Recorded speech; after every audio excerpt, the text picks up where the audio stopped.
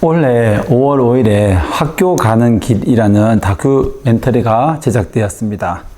이 다큐멘터리는 12세 이상 관람가이고요. 이 내용은 평점도 보면 9.8로 상당히 높습니다. 이 다큐멘터리의 내용은 특수학교를 설립하는 데 있어서 그 과정 속에서 생겨난 일들, 그 일로 인해서 더 멋진 이야기들이 펼쳐진 것을 그 과정을 설명하는 다큐멘터리입니다. 장애 학생 수에 비해서 턱없이 우리나라에는 특수학교가 부족한데 이 아이들을 위해서 거리로 나선 엄마들이 무릎까지 꿇고 그런 용기로 인해서 어떤 특수 아이들을 위한 희망의 기적의 학교가 만들어진 그런 내용을 말하고 있는 다큐멘터리입니다. 7년 한국 사회를 뜨겁게 달군 사진 한 장이 있었습니다. 특수학교 설립을 위해서 무릎을 꿇은 부모님들입니다. 그 이후의 이야기가 다큐멘터리를 만들어졌습니다. 즉 한국 사회의 민낯을 다룬 것입니다. 2017년에 이것은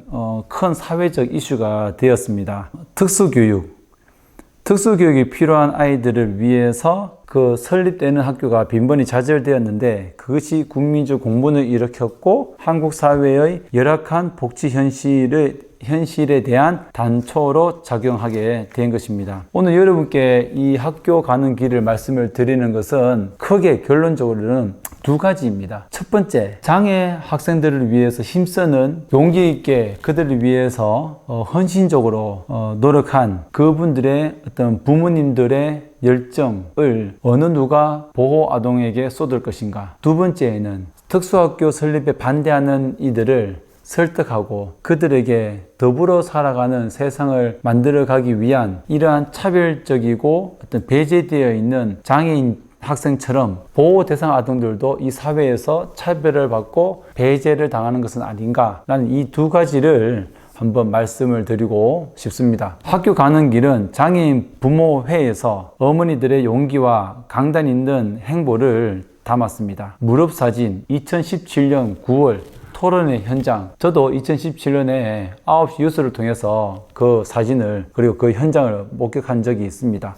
그래서 2020년에 서진학교가 문을 열었습니다. 그 가운데 이 특수학교 설립을 둘러싼 논란과 갈등 속에서 이 영화가 장애인들이 교육권에 대한 문제, 즉 차별당하고 배제되어 있는 장애인과 비장애인이 함께 더불어 살아가는 세상에서 많은 사람들에게 묵직한 울림을 울렸습니다.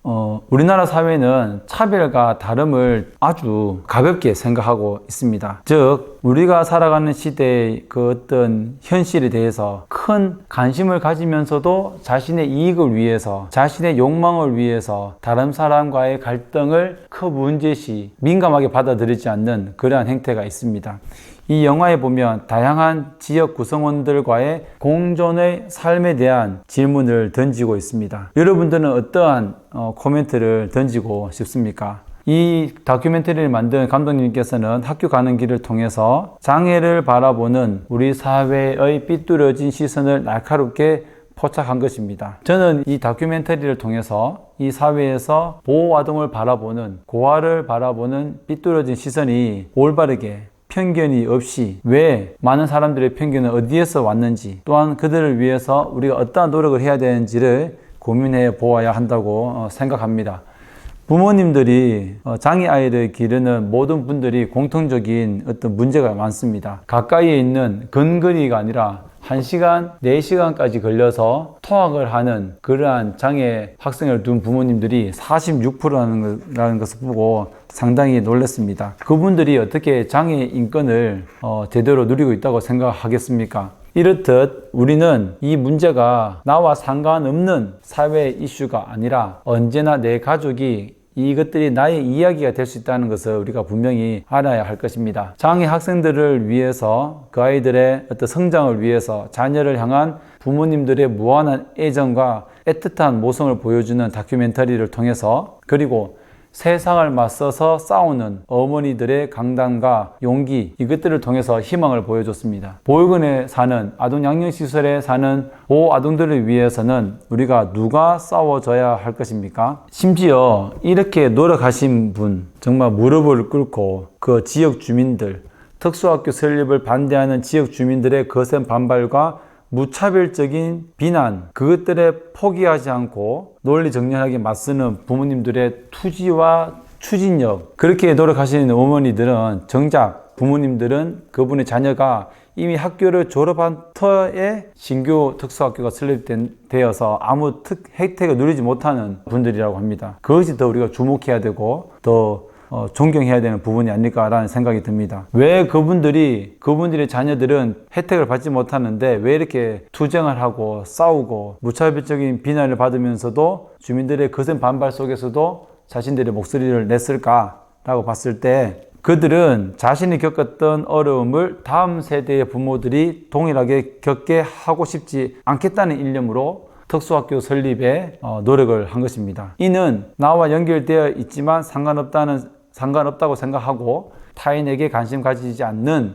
현 사회에 아주 커다란 기감을 준다고 생각합니다. 오늘날 좀 더 나은 미래를 만들기 위해서는 우리가 혜택을 보지 못하더라도 우리가 어떤 이익이 없더라도 보호 대상 아동을 위해서 우리가 그들과 동일하게 그 아이들 또 우리의 친척들이 누군가가 보호 대상 아동이 생기지 않도록 우리가 그렇게 넓은 마음을 가져야 할 것입니다.